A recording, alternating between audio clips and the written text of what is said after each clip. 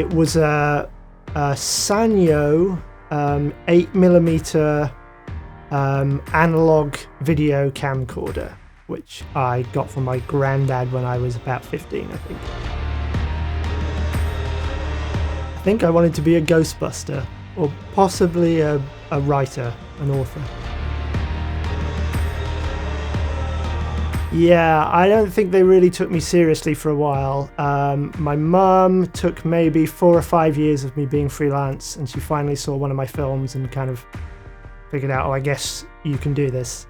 My dad, really, it was probably another 10 years. It wasn't really till he retired, I think, that he really mellowed out and got on board with it.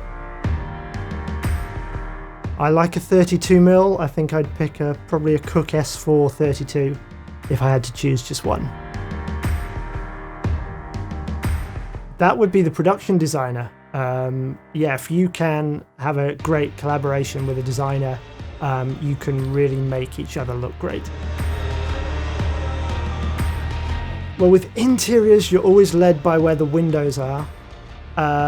Exterior, it's all about where the sun is, but then if it's night exterior, you're free in where to put the moon. So it's kind of a blank canvas. So it's really, in most cases, the style is driven by where is the natural light anyway. So that's always the first thing I'm looking for. Both are important. As Bob Ross always says, you need the dark to show the light. I think that would be the Kyle of Loch Alsh, which is between the Isle of Skye and the Scottish mainland. Just stunning. I'm not on Facebook anymore, so definitely Instagram for me. Back to the Future and parts 2 and 3, Ghostbusters, Aliens, Terminator, Garden State, Sideways, Moon is a great one.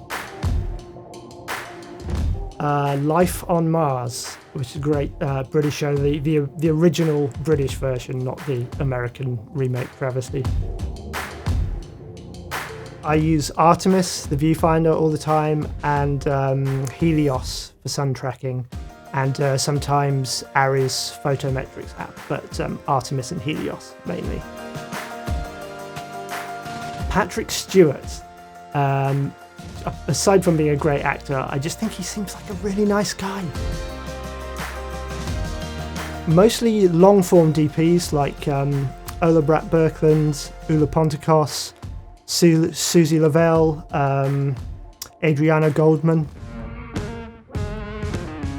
So many things, but I did a short once where the location was at the end of a long single-lane track, and the camera truck kind of crashed and got stuck and blocked the track. So some vehicles were stuck one side of it, some were stuck the other side. We couldn't get the generator where it needed to be. We couldn't get the picture cars where it needed to be. It was an absolute disaster. And then we were stuck for 3 hours after wrap time waiting for a recovery truck to pull the camera truck out of the way so we could all get out and go home. Either Labyrinth or Back to the Future 2. I watched those many, many times when I was a kid on VHS, and quite a few times as an adult as well. The Mysterious Island by Jules Verne, for the second time, one of my all-time favourite books.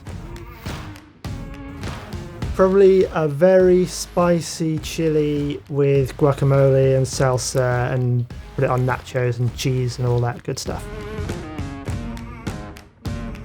When I was 18 or 19 and I was in my gap year, I did a short film course, and the DP who was teaching that said, don't bother going to university and getting a degree if you want to get into this industry, because it's not worth anything. And I took his advice and I didn't go to university and just started working on sets, and that worked out really well for me.